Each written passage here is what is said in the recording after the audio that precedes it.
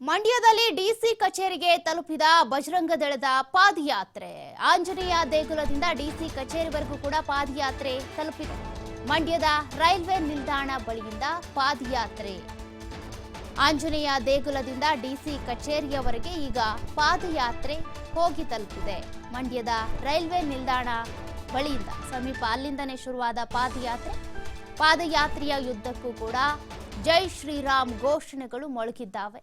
ಈ ಮೂಲಕ ಜೈ ಶ್ರೀರಾಮ್ ಘೋಷಣೆಗಳನ್ನ ಹಾಕ್ತಾ ಪಾದಯಾತ್ರೆ ಮಾಡ್ತಿದ್ದಾರೆ.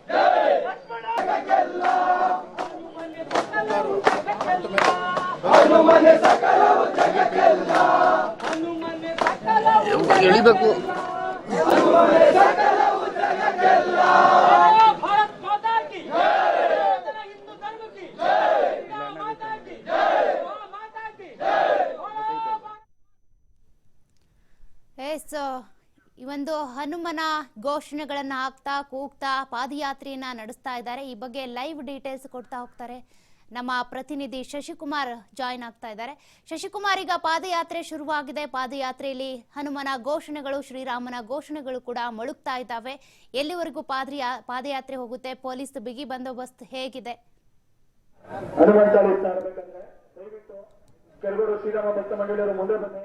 ಮತ್ತೆ ಎಲ್ಲ ಸೌಖ್ಯ, ಏನು ಕೆರಗೋಡು ಹನುಮಧ್ವಜ ವಿವಾದಕ್ಕೆ ಸಂಬಂಧಪಟ್ಟಂತೆ ಇವತ್ತು ಕೆರಗೋಡು ಮತ್ತೆ ಮಂಡ್ಯ ನಗರ ಬಂದ್ಗೆ ಕರೆ ಕೊಡಲಾಗಿತ್ತು. ಈ ಒಂದು ಮಂಡ್ಯ ಬಂದ್ಗೆ ಮಿಶ್ರ ಪ್ರತಿಕ್ರಿಯೆ ವ್ಯಕ್ತವಾಗಿದ್ರೆ ಕೆರಗೋಡು ಗ್ರಾಮ ಕೂಡ ಭಾಗಶಃ ಬಂದ್ ಆಗಿರ್ತಕ್ಕಂಥದ್ದು. ಕೆರಗೋಡಿನಿಂದ ಬೈಕ್ ಜಾಥಾ ಮುಖಾಂತರವಾಗಿ ಮಂಡ್ಯದ ರೈಲ್ವೆ ನಿಲ್ದಾಣದ ಬರಲಿರ್ತಕ್ಕಂಥ ಆಂಜನೇಯ ದೇಗುಲದವರೆಗೂ ಕೂಡ ಬೃಹತ್ ಬೈಕ್ ಜಾಥಾ ಕೂಡ ಬಂದಿರತಕ್ಕಂಥದ್ದು. ಅಲ್ಲಿಂದ ಅಂದ್ರೆ ಮಂಡ್ಯ ನಗರದ ರೈಲ್ವೆ ನಿಲ್ದಾಣದಿಂದ ಆರಂಭ ಆದಂತ ರೈಲ್ವೆ ನಿಲ್ದಾಣದ ಆಂಜನೇಯ ದೇಗುಲದಿಂದ ಆರಂಭವಾದಂತ ಪಾದಯಾತ್ರೆ ಇದೀಗ ಡಿಸಿ ಕಚೇರಿವರೆಗೂ ಕೂಡ ತಲುಪಿರ್ತಕ್ಕಂಥದ್ದು. ಡಿಸಿ ಕಚೇರಿಯ ಬಳಿ ಈಗಾಗಲೇ ಬಂದು ಜಮಾಯಿಸಿರ್ತಕ್ಕಂಥ ಹಿಂದೂಪರ ಕಾರ್ಯಕರ್ತರು ಜೈ ಹನುಮಾನ್ ಅಂತೇಳಿ, ಜೈ ಶ್ರೀರಾಮ್ ಅಂತೇಳಿ ಘೋಷಣೆಯನ್ನ ಕೂಗ್ತಿರ್ತಕ್ಕಂಥದ್ದು ಕೂಡ ನೀವು ನೋಡಬಹುದು. ಇದೇ ಸ್ಥಳದಲ್ಲಿ ನಿಂತು ಏನು ಸ್ಥಳದಲ್ಲೇ ಕೂತು ಧರಣಿಯನ್ನ ಕೂತು ಏನು ಹನುಮಾನ್ ಚಾಲಿಸವನ್ನ ಪಠಣ ಮಾಡ್ಲಿಕ್ಕೂ ಕೂಡ ಸಿದ್ಧತೆಯನ್ನ ಮಾಡ್ಕೊಂಡಿರ್ತಕ್ಕಂಥದ್ದು. ಇನ್ನು ಜಿಲ್ಲಾಧಿಕಾರಿಗಳ ಕಚೇರಿವರೆಗೆ ಯಾರು ಕೂಡ ಬರಬಾರ್ದು ಅಂತೇಳಿ ಬಿಗಿ ಪೊಲೀಸ್ ಬಂದೋಬಸ್ತ್ ಅನ್ನು ಕೂಡ ಹಾಕಿರ್ತಕ್ಕಂಥದ್ದು. ಸುಮಾರು 100 ಮೀಟರ್ ದೂರದಲ್ಲೇ ಅವ್ರನ್ನ ತಡೆಯಲು ನಿಂತಲ್ಲೂ ಕೂಡ ಪೊಲೀಸರು ಅವರು ಬ್ಯಾರಿಕೇಡ್ಗಳನ್ನ ಹಾಕಿ ಅಲ್ಲಿ ಹೆಚ್ಚಿನ ಪೊಲೀಸರನ್ನು ಕೂಡ ನಿಯೋಜನೆ ಮಾಡಿ ಬಂದೋಬಸ್ತನ್ನು ಕೂಡ ಮಾಡಿರ್ತಕ್ಕಂಥದ್ದು. ಯಾವುದೇ ತರಹದ ಅಹಿತಕರ ಘಟನೆಗಳು ಕೂಡ ನಡೀಬಾರ್ದು ಅಂತೇಳಿ ಬಿಗಿ ಪೊಲೀಸ್ ಬಂದೋಬಸ್ತನ್ನು ಮಾಡಿರ್ತಕ್ಕಂಥದ್ದು. ಮತ್ತೊಂದೆಡೆ DC ಕಚೇರಿಯ ಪಕ್ಕದಲ್ಲೇ ಇರತಕ್ಕಂಥ ಹಳೆ ತಾಲೂಕು ಕಚೇರಿ ಮುಂಭಾಗ ಆ ಕಾರ್ಯಕರ್ತರು ಕೂತು ಇಲ್ಲಿ ಹನುಮಾನ್ ಚಾಲೀಸ ಪಠಣ ಮಾಡ್ಲಿಕ್ಕೂ ಕೂಡ ಮುಂದಾಗ್ತಾ ಇರ್ತಕ್ಕಂಥದ್ದು. ಏನು ಸಾಕಷ್ಟು ಜನ ಹಿಂದೂ ಕಾರ್ಯಕರ್ತರು ಈ ಒಂದು ಪಾದಯಾತ್ರೆಯಲ್ಲೂ ಕೂಡ ಪಾಲ್ಗೊಂಡಿರ್ತಕ್ಕಂಥದ್ದು. ಇನ್ನು ಬಿಜೆಪಿಯ ಮಾಜಿ ನಗರ ಘಟಕ ಅಧ್ಯಕ್ಷರಾಗಿರ್ತಕ್ಕಂಥ ಅರವಿಂದ್ ಅವರು ಕೂಡ ನಮ್ಮ ಜೊತೆನಲ್ಲಿ ಇದ್ದಾರೆ. ಇದ್ರ ಬಗ್ಗೆ ಮಾತಾಡ್ತೇನೆ. ಸರ್, ಇವತ್ತು ಕೆರಗೋಡು ಹನುಮ ಧ್ವಜ ವಿಚಾರಕ್ಕೆ ಸಂಬಂಧಪಟ್ಟಂತೆ ಮಂಡ್ಯ ಮತ್ತೆ ಕೆರಗೋಡನ್ನ ಬಂದ್ ಕರೆ ಕೊಟ್ಟಿದ್ರಿ, ಇವ್ರ ಜೊತೆಗೆ ಪಾದಯಾತ್ರೆ ಕೂಡ ಬಂದಿದ್ದೀರಿ, ಏನ್ ಹೇಳ್ತೀರಾ ಇದ್ರ ಬಗ್ಗೆ? ನಮ್ಮ ಪಾದಯಾತ್ರೆ ಸಂಪೂರ್ಣ ಯಶಸ್ವಿಯಾಗಿದೆ. ಬಂದು ಯಶಸ್ವಿಯಾಗದಿರೋಕ್ಕೆ ತುಂಬ ವ್ಯತ್ಯಯಾಗಿದೆ. ಕಾರಣವಾದರೂ ಇಷ್ಟೇ, ಹಲವಾರು ಸಂಘಟನೆಗಳು ಅಂದರೆ ಹಲವಾರು ಪಕ್ಷಗಳು ಇವತ್ತು ನಮ್ಮ ಹೋರಾಟದಲ್ಲಿ ಕೈ ಜೋಡಿಸಲಿಲ್ಲ. ಬಹುಶಃ ಅದಕ್ಕೆ ಹಿನ್ನಡೆ ಆಗಿರ್ಬೋದು. ಬಟ್ ಪಾದಯಾತ್ರೆ ಮಾತ್ರ ತುಂಬ ಯಶಸ್ವಿಯಾಗಿದೆ. ನಮ್ಮ ಹೋರಾಟ ಯಾವ ಪಕ್ಷ ಸಪೋರ್ಟ್ ಕೊಡಲಿ, ಯಾರ ಪಕ್ಷ ನಮ್ಮ ಜೊತೆ ಕೈ ಜೋಡಿಸದೇ ಆಗಲಿ, ಬಾಹ್ಯ ಬೆಂಬಲ ಕೊಡ್ತೀವಿ ಅಂತ ಹಲವಾರು ಪಕ್ಷಗಳು ಹೇಳಿದೆ. ನಮ್ಮ BJP ಕೂಡ ಸೇರ್ಪಟ್ಟ ಹಾಗೆ ನಮ್ಮ ಹೋರಾಟ, ನಮ್ಮ ಹನುಮ ಧ್ವಜ ಏನು ಅಲ್ಲಿ ಇವತ್ತವರೆಗೂ 30 ವರ್ಷದವರೆಗೂ ಹಾರಾಡ್ತಾ ಇತ್ತು, ಅದೇ ಸ್ಥಳದಲ್ಲಿ ಹಾರಾಡಿಸುವವರೆಗೂ ಆ ಹನುಮಂತ ಧ್ವಜ ವಾಪಸ್ ಬರಲಿವರೆಗೂ ನಮ್ಮ ಹೋರಾಟ ನಿಲ್ಲಲ್ಲ. ಅಲ್ಲಿವರೆಗೂ ನಮ್ಮ ಹೋರಾಟ ನಿರಂತರ ಪ್ರಯತ್ನ ಆಗಿರುತ್ತೆ.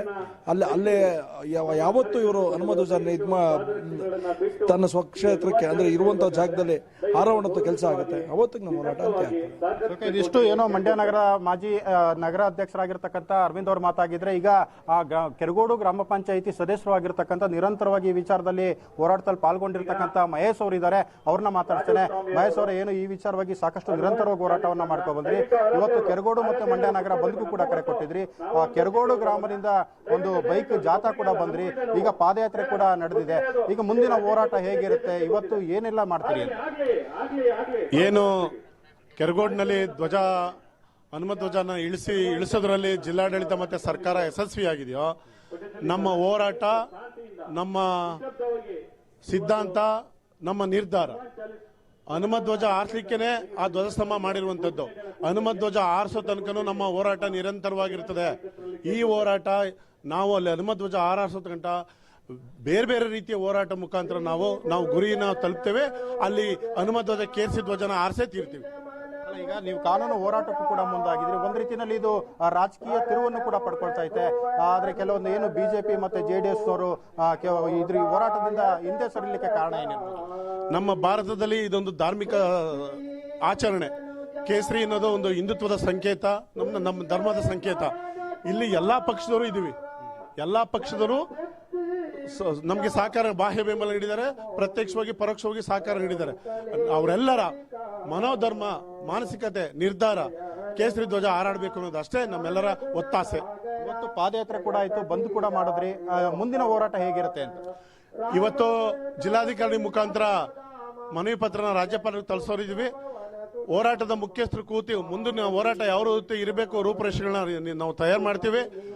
ಆದಷ್ಟು ಬೇಗ ಸರ್ಕಾರ ಇದಕ್ಕೆ ನಮ್ಗೆ ಅನುವು ಮಾಡಿಕೊಟ್ಟು ಕೇಸರಿ ಧ್ವಜ ಹಾಸ್ಲಿಕ್ಕೆ ಅಂತ ನಿರ್ಮಾಣ ಮಾಡಿರುವ ಧ್ವಜಸ್ತಂಭದಲ್ಲಿ ಅನುವು ಮಾಡಿಕೊಡ್ಬೇಕು ಅನ್ನೋದು ನಾನು ವಿನಮ್ರತೆಯಿಂದ ಮನವಿ ಮಾಡ್ತೀನಿ.